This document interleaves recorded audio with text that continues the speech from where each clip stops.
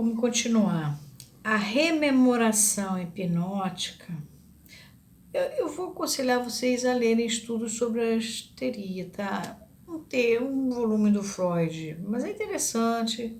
E vocês vão aprender vários termos da psicanálise que o Lacan vai usar muito, muito. O Lacan clínico é diferente de um outro Lacan que vocês estão mais acostumados dentro das instituições.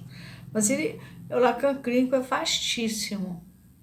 A rememoração hipnótica é, sem dúvida, reprodução do passado, mas é, sobretudo, uma representação falada e, como tal, implica toda sorte de presenças.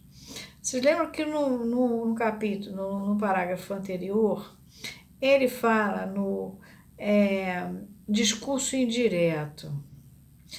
O que acontece isolado, entre aspas, etc., é a maneira de um discurso indireto, né? Ele fala da animação do ator, mas a maneira de um discurso indireto. No período mítico, o Aedo, ele era cego, ele captava assim, qual era o astral do lugar, e aí ele começava a fazer o relato, trazer para perto o que estava longe. E mito também é puxar o fio da teia. Ele ia trazendo a história. Então, nessa rememoração hipnótica também tem uma reprodução do passado, mas, sobretudo, uma representação falada e, como tal, implica toda sorte de presenças. Entra todo mundo, como no mito, os deuses tomavam, você ia falar do sono, do sonho, da morte, da harmonia, tudo aquilo entrava. Ela é para a rememoração vigil daquilo que curiosamente chamamos na análise de o material, aquilo que o drama, produzindo ante a Assembleia dos Cidadãos, os mitos originais da polis, é para a história, a qual, sem dúvida, é feita de materiais, mas nos quais uma nação de nossa época aprende a ler os símbolos de um destino em marcha. É de uma intensidade tão grande que foi assim que ele descobriu o retorno do recalcado. Enquanto que através dos pensadores gregos anteriores a Sócrates, ele descobriu a associação livre. Ele descobriu através do mito, do relato dessa força, o canto do Aedo e o que ele produzia. E vocês reparam que ela fala num discurso direto. Quer dizer, então tem um discurso, a consciência está separada. Tem um ponto lá cantando as coisas. Ela fala, inclusive, em outra língua estrangeira. E tem uma força que vem à tona, e vem à tona como se ela trouxesse todo um enquadro, toda uma circunstância e atualizasse aquilo. É de uma força que Breuer e Freud descrevem essa força. Bom,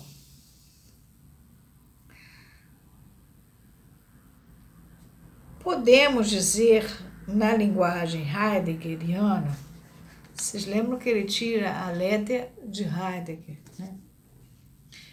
Desvelamento, etc.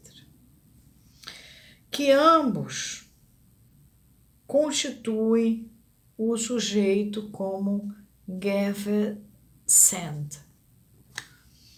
isto é, como sendo aquele que assim foi, um ser sendo, mas ao mesmo tempo é aquele que assim foi.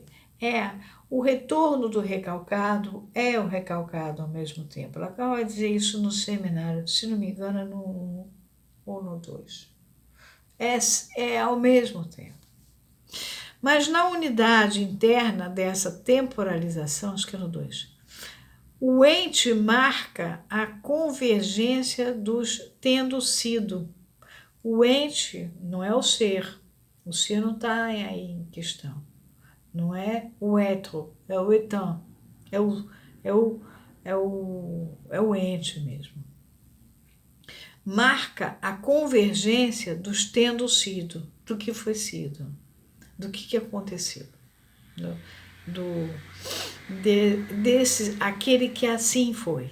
Ou seja, supondo-se outros encontros desde qualquer um desses momentos, tendo sido desses momentos tendo sido, deles teria saído um outro ente que faria o sujeito ter sido totalmente diverso.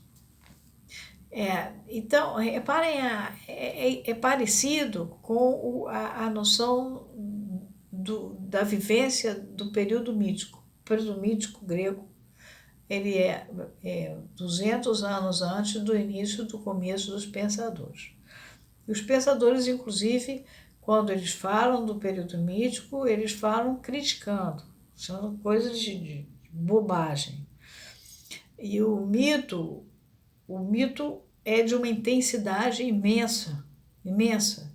E tanto é que você, assim, nesse mito, a fulana é assim. Já nesse mito, ela já não é filha desse, ela é filha daquele outro. Né? Quando eu estava buscando para vocês, eu não me lembro qual era a deusa, por um lado, ela era filha de fulano, mas no outro ela não era filha do fulano, não era do Oceano. O outro ela era de não sei quem, não lembro se eu acho o caderno agora aqui, mas é interessante, eu tive que ficar com uma, porque era. Como é que eu ia explicar isso tudo para vocês?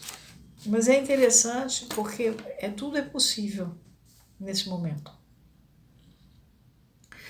A ambiguidade da revelação histérica do passado não decorre tanto da vacilação de seu conteúdo entre o imaginário e o real, pois ele se situa em ambos.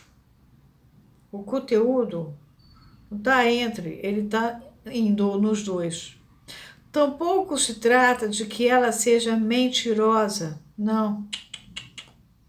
É que ela nos apresenta o nascimento da verdade na letra, na fala, e através disso esbarramos na realidade do que é nem verdadeiro nem falso. Pelo menos isso é o que há de mais perturbador em seu problema. É o nem. Eu recomendo que vocês leiam o máximo que vocês puderem sobre a mitologia grega. Tem livros bons. No meu livro mesmo, antes de começar os capítulos das histórias da psicanálise, eu faço uma introdução que tem 2 termos, o mito e o logos. Quem por acaso tiver o livro, usa. Porque fica muito fácil de compreender a diferença entre o que é da ordem de uma associação livre e do que é de uma ordem do mito, do retorno do recalcado. O que é de uma ordem desse Jumon, do Justi, do que é de uma ordem do nem. Não é mentira nem nada. É real, é as duas coisas. Ele está ali. E não está entre o imaginário e o real. Ele é os dois ao mesmo tempo. Repara que aqui a gente já entrou em pleno real, né? O Lacan antes estava lá no imaginário com o simbólico, na realidade e tal, ele agora já entrou no real mesmo. A gente está em plena entrada na fala plena. E é o perturbador, né, em seu problema. Vou parar aqui, muito grande, mas eu espero que vocês possam começar a atravessar isso legal.